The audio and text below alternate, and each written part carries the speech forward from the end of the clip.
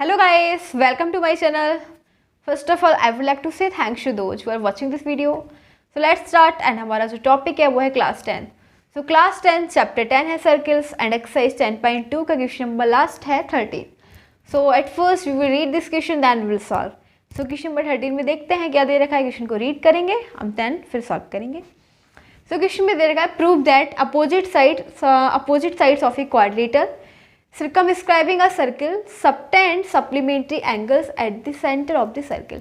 मतलब ये यहाँ ये दे रखा है कि हमें ये प्रूव करना है कि एक क्वाड्रिलेटर है उसकी जो अपोजिट साइड्स हैं क्वाड्रिलेटर एक सर्कल को सर्कमस्क्राइब करता है एंड उस ही क्वाड्रिलेटर की जो अपोजिट साइड है वो सप्लीमेंट्री एंगल्स बनाती हैं at the centre of the circle के सेंटर पर. ठीक है, क्या दे रखा है, एक क्वाड्रिलेटर दे रखा है जो एक सर्कल को सर्कमस्क्राइब करता है एंड जो क्वाड्रिलेटर की जो अपोजिट साइड्स हैं वो सर्कल के सेंटर पे सप्लीमेंट्री एंगल बनाती हैं. ठीक है, अपोजिट साइड्स. तो देखते हैं इसको. सबसे पहले हम फिगर कंस्ट्रक्ट करेंगे एंड देन फिर हम सॉल्व करेंगे. ठीक है, तो फिगर से समझ में आएगा. क्या करेंगे, क्वाड्रिलेटर कंसीडर करेंगे. ठीक है, क्वाड्रिलेटर का फिगर कंस्ट्रक्ट करेंगे. तो इस टाइप से ये है एक क्वाड्रिलेटर जिसके वर्टेक्स हैं A B C and D. ठीक है, क्वाड्रिलेटर है A B C D and बोला गया है कि जो क्वाड्रिलेटर है वो सर्कल को सर्कमस्क्राइब करता है. तो इस टाइप से क्या है, एक सर्कल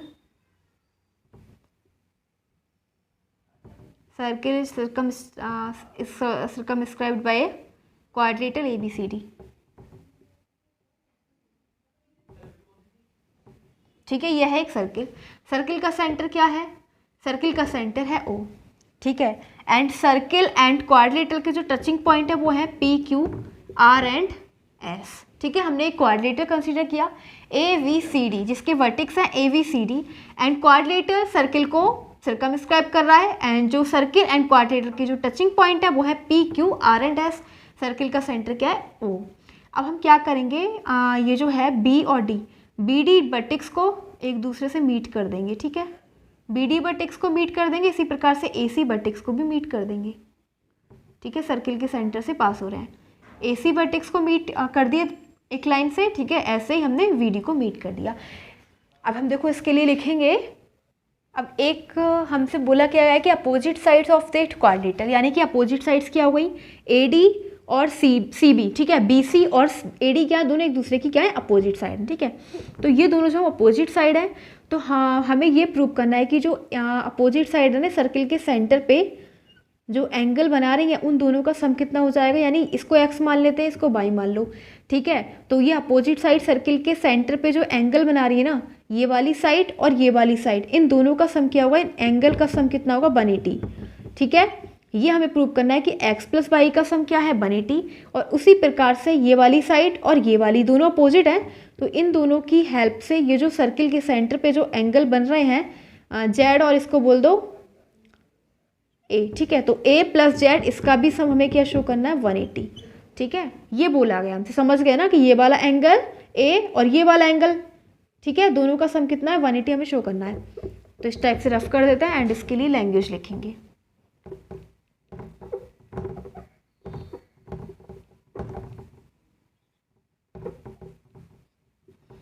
तो देखो क्या लिखेंगे, construct a quadrilateral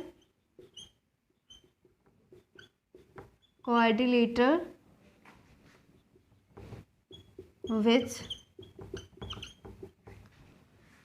vertex are A, B, C and D. ठीक है, जिसके वर्टेक्स क्या है, A, B, C and D. It circumscribes a circle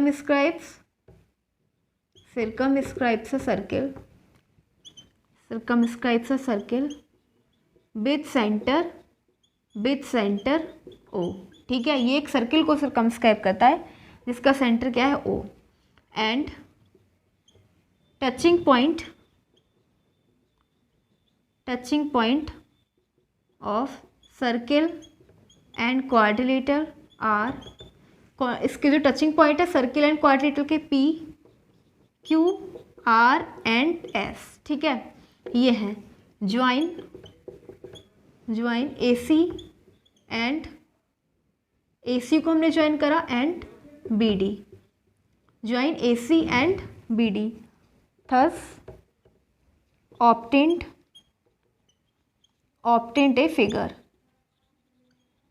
ठीक है, ये हमने ये जब कंस्ट्रक्ट किया तो ऑब्टेन्ड ए फिगर को ऑब्टेन किया।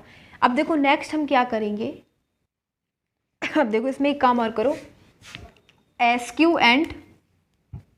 क्यू जो है S Q and P R, इन दोनों को भी मीट कर लेते हैं। ठीक है, पी आर को भी क्या कर लेते हैं, मीट कर लेते हैं। ओके, अब देखो इसको बोलेंगे एंगल 1 और इसको बोल देंगे एंगल 2, इसको एंगल 3, इसको एंगल 4, इसको एंगल 5 और एंगल 6, एंगल 7 एंड एंगल 8। ठीक है, हमने अपने पास से ये एज्यूम करा है कि angle 1, angle 2, angle 3, angle 4, angle 5, angle 6, angle 7, angle 8।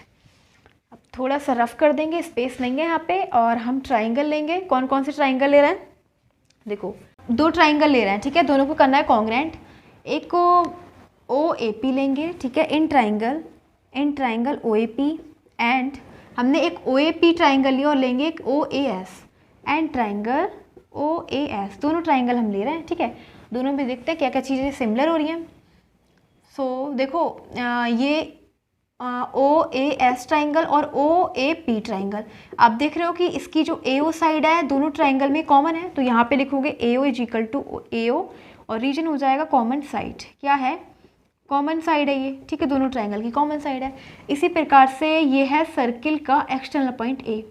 ठीक है, और सर्किल के एक्सटर्नल पॉइंट से जो टेंजेंट होती हैं, तो एक तो ये ए एस है और ए पी, ये क्या होती है, टेंजेंट की लेंथ इक्वल होती है। तो tangents from an external point to a circle are equal.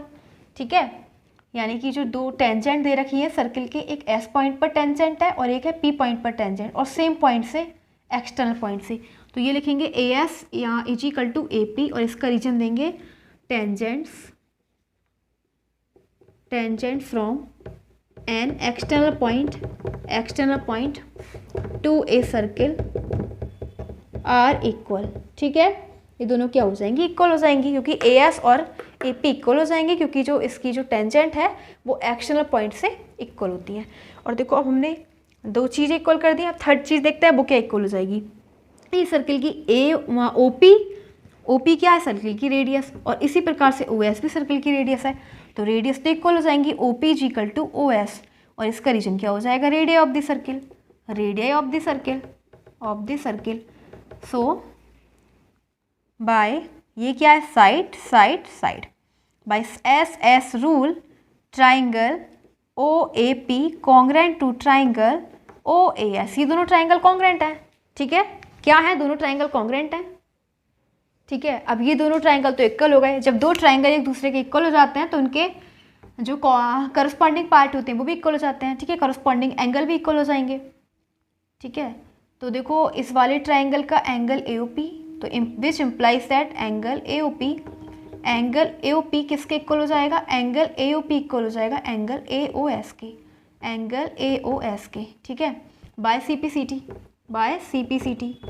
Okay, तो अब ये दोनों जब इक्वल होगा और एंगल ए ओ पी है क्या, एंगल ए ओ पी जो है ए ओ पी एंगल 1। ठीक है, क्या है, एंगल 1, और एंगल ए ओ एस क्या है, एंगल ए ओ एस है एंगल 8। ठीक है, तो ये दोनों क्या हो गए, इक्वल। अब देखो थोड़ा सा हम रफ कर लेते हैं क्योंकि इधर स्पेस नहीं है।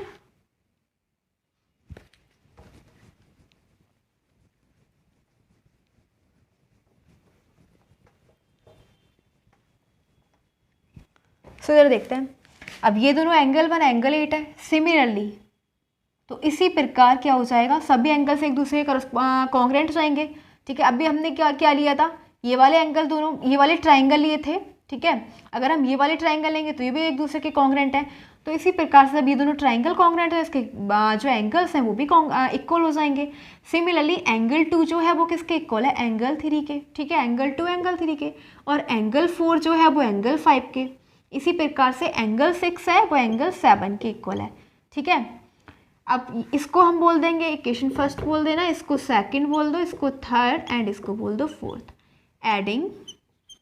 Adding first second third and fourth, सभी को हम क्या करेंगे, ऐड करेंगे। ओके, या फिर देखो इनको ना ऐड नहीं करना है, पहले हम क्या करेंगे, एडिंग ऑल दीज एंगल्स, इन सभी एंगल्स को ऐड करना है, ठीक है। मतलब angle 1, angle 2, angle 3, angle 4, angle 5, angle 6, angle 7 and angle 8, ठीक है। और इनका सम कितना हो जाएगा, सब एंगल ले रहे हैं ना, तो सर्किल के जो सेंटर का जो एंगल होता है वो कितना होता है 360, सेंटर पे जो एंगल बनता है 360 का पूरा एंगल, ठीक है। तो 360 हो जाएगा। अब देखो क्या करेंगे, एंगल 1 और इसको क्या बोल देंगे, एंगल 1 और एंगल 8 एक साथ ले लेंगे, एंगल 1 और एंगल 8 इन दोनों को एक साथ ले लेंगे, ठीक है। इसी प्रकार से एंगल 1 और एंगल 8 आ गए, और इधर आ जाएंगे angle 2 plus angle 3, angle 2 plus angle 3, और इधर आ जाएगा एंगल 4 प्लस एंगल 5 का सम बन जाएगा, और एंगल 6 और एंगल 7, ठीक है, इज इक्वल टू क्या 360। एंगल 1 और एंगल 8 को क्या लिख सकते हैं हम, एंगल 1 और एंगल 8 को हम, एंगल 1 और एंगल 8 क्या हो जाएगा, दोनों इक्वल है। देखो हमने इधर प्रूव किया था कि एंगल 1 और एंगल 8 है, ठीक है, दोनों इक्वल है। इक्वल है तो हम इसे ऐसे भी तो लिख सकते हैं 2 एंगल 1, ठीक है। क्या लिख देंगे 2 एंगल 1, क्योंकि एंगल 1 और angle 1 is equal to 2 angle 1, और इसको हम लिख देंगे एंगल 2 जो है वो एंगल 3 के इक्वल है, तो एंगल 2 ये हो जाएगा 2 एंगल 2 प्लस एंगल 4 और एंगल 5 को क्या है, ये दोनों इक्वल है, तो इसको लिख देंगे 2 एंगल 5, ठीक है। और इसी प्रकार से एंगल 6 और एंगल 7 इक्वल है, तो इसको लिख देंगे 2 angle 6 is equal to 360।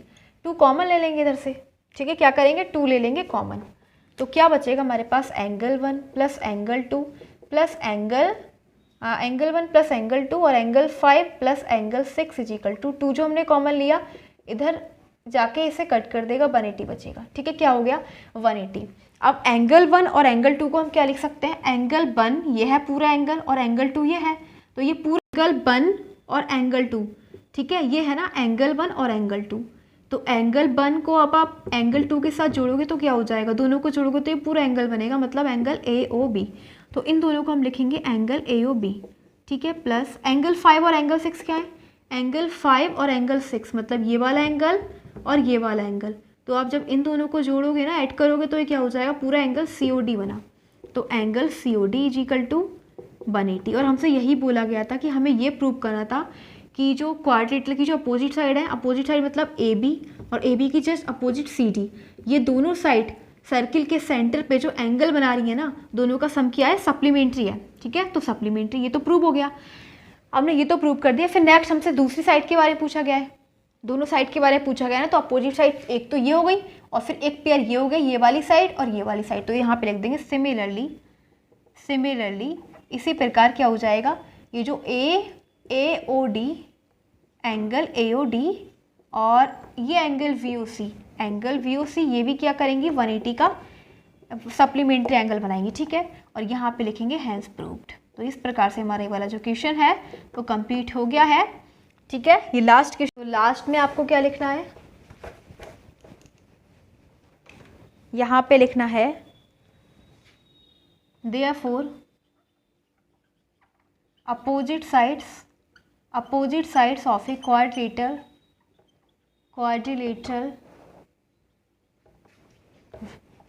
which circumscribes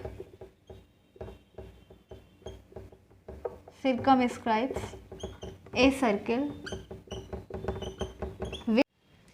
which circumscribes a given circle, और यहाँ पे लिख देना opposite sides of any quadrilateral which circumscribes a given circle will subtend supplementary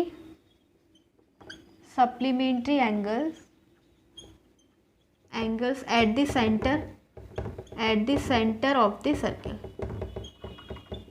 ठीक है। यही हो गया प्रूफ।